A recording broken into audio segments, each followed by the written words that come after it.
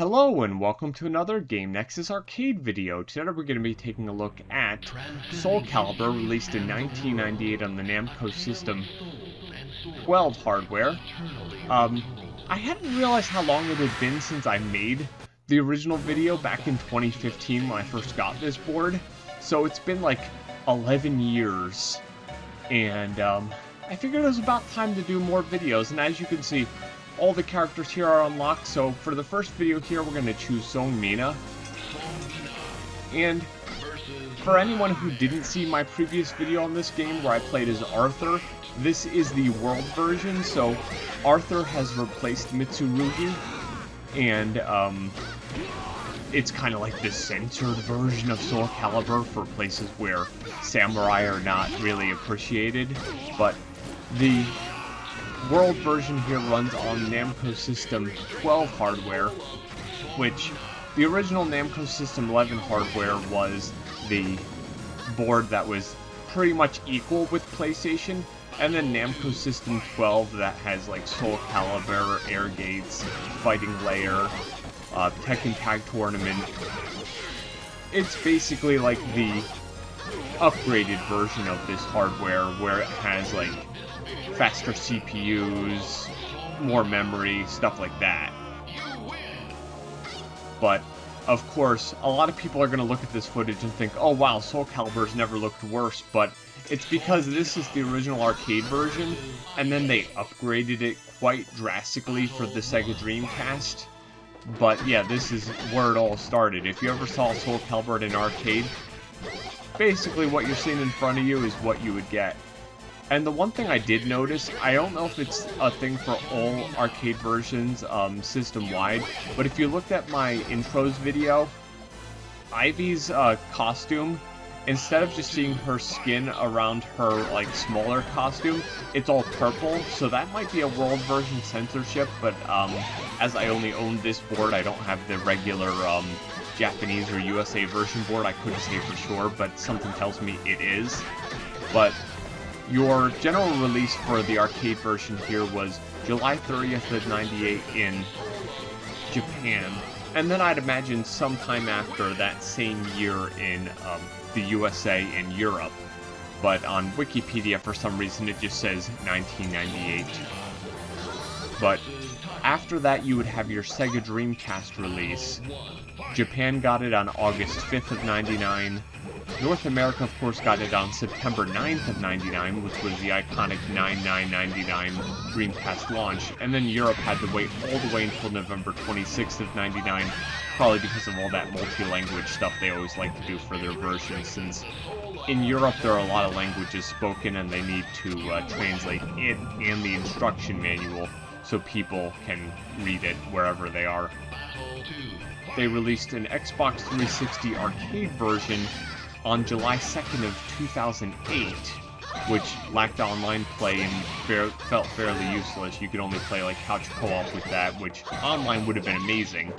Then it got a version on iOS, the iPads, iPods, all that stuff, on January 19th of 2012, and finally it was released on the Android handhelds on November 20th of 2013, although I know for a fact that version has been delisted from the Android store as you can't get it. But if your Android device is either rooted or allows you to install third-party apps like my Samsung does, you can just install the data and the APK and play some SoulCalibur on your Android phone, because most phones are going to be more than powerful enough to run SoulCalibur.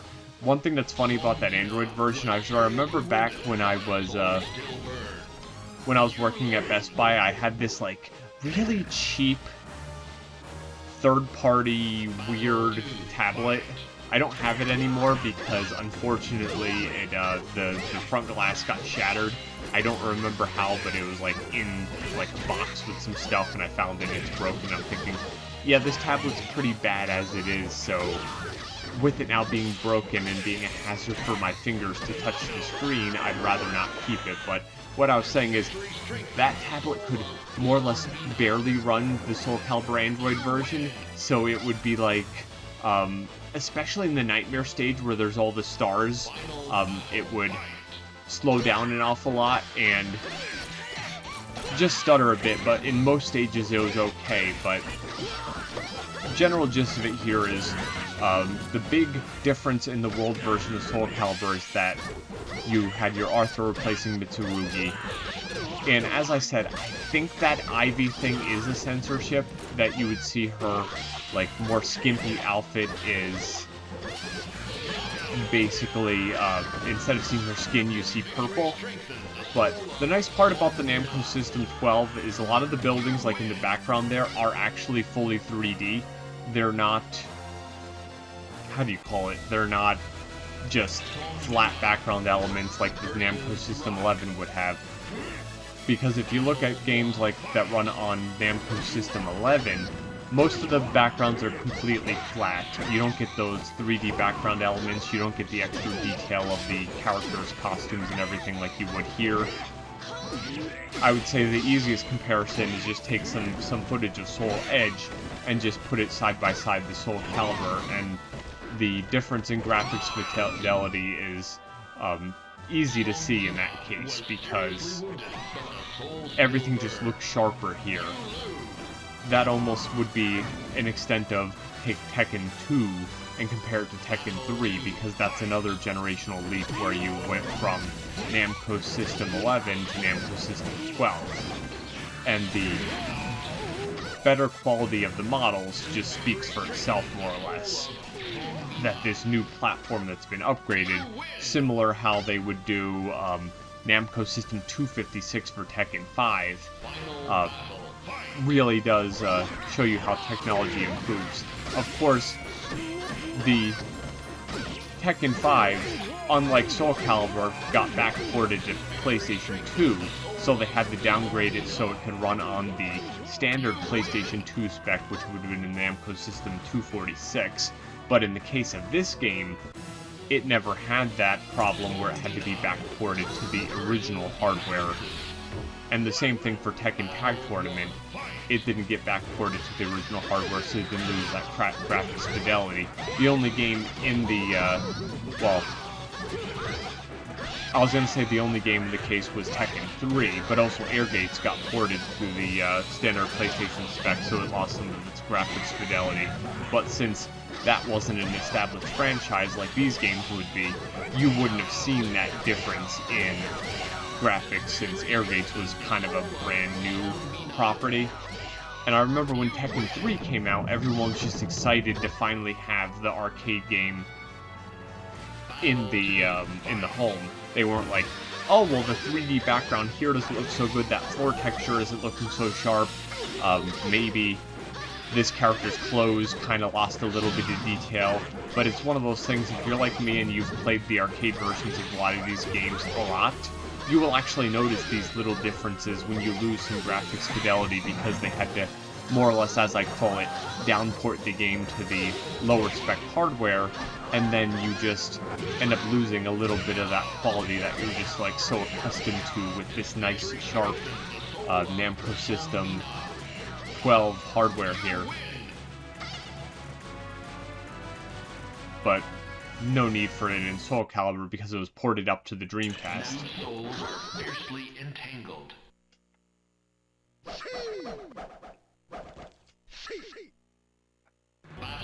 Now this is what's called your like destined battle, which basically is like in Street Fighter 4 you would have now fight your rival.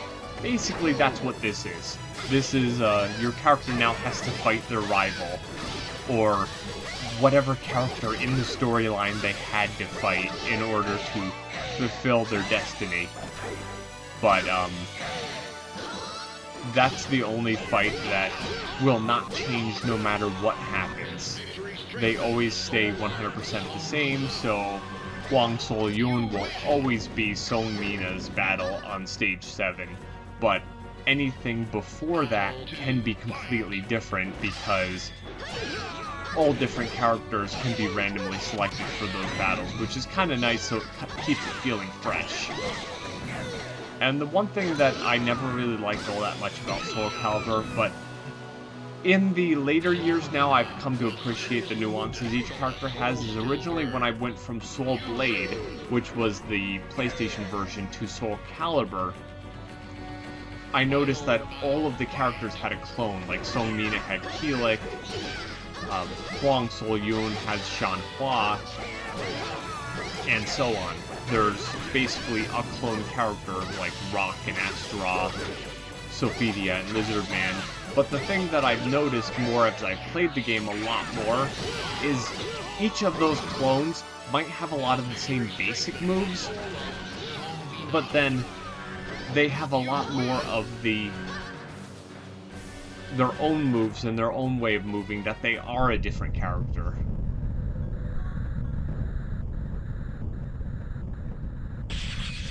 And of course, here's your dramatic cutscene where Nightmare shows up. But the one thing I didn't notice until I had played at least 3 or 4 of these gameplays is that when that cutscene happens with Nightmare, the opponent that you just defeated is laying on the floor next to you. I didn't notice that at all. Like my first few gameplays, but you know, it's one of those things like ever since you see it, you can't unsee it. So ever since I saw that the opponent I just defeated was laying on the floor there, all motionless, while Inferno here comes and is about to beat you, is kind of weird the more I think about it. But the one thing that happens in SoulCalibur here is Inferno, of course, didn't become a playable character until the console version. And the same thing with Cervantes.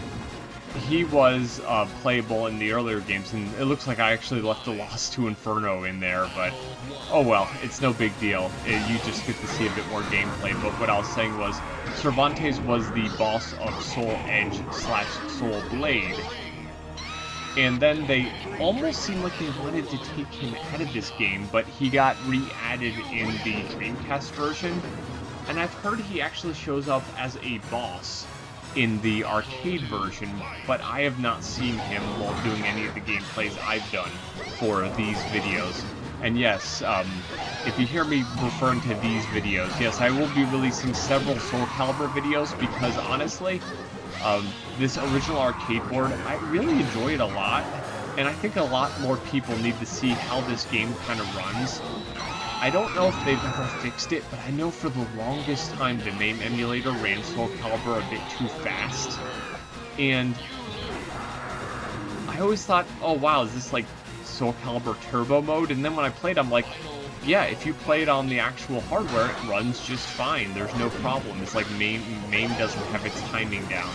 But for all I know, since I haven't touched this game in MAME for ever now, it could be perfect. But yeah, be it on Dreamcast or the original Namco System 12 board here, SoulCalibur is an excellent game. That really, if you haven't had a chance to play, there are so many versions at this point that there's no excuse not to have an ability to play it. Even if you have an old iPod or iPhone, you can install that version onto it. And there's the dramatic ending, and I will be quiet for Seung Mina's ending here so you can enjoy it.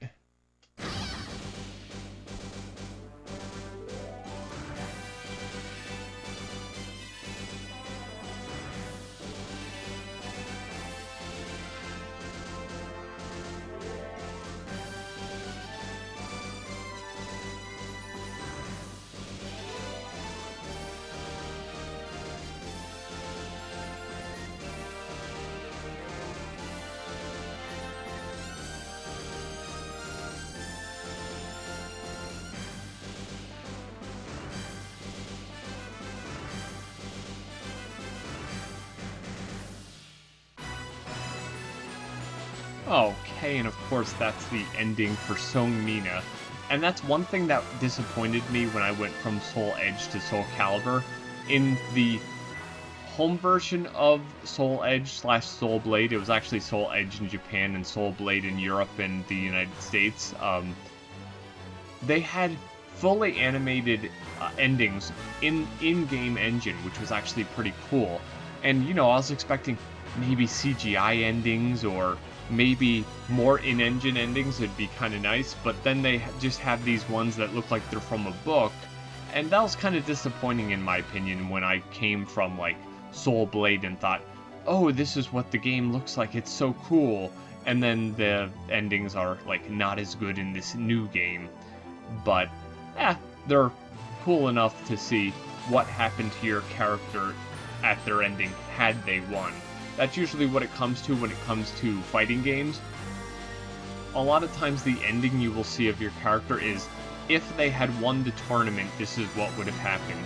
And then usually most fighting games will have, oh well, Keelik won this tournament, and now he is like a brooding champion, so this is the storyline for the next game, or this character won, or this character was a dark horse and now they're being introduced in the next sequel and they won. Or I remember, like, in, what's it called, Dead or Alive, Ryu Hayabusa, the Super Ninja, won this tournament. But yeah, there's always, like, a canon story of what actually happened in the game. But as I was saying, SoulCalibur is an excellent game, played on the Namco System 12, played on MAME, played on whatever emulator you can, played on Dreamcast, or your Xbox 360, or iOS or PlayStation, iOS or Android versions.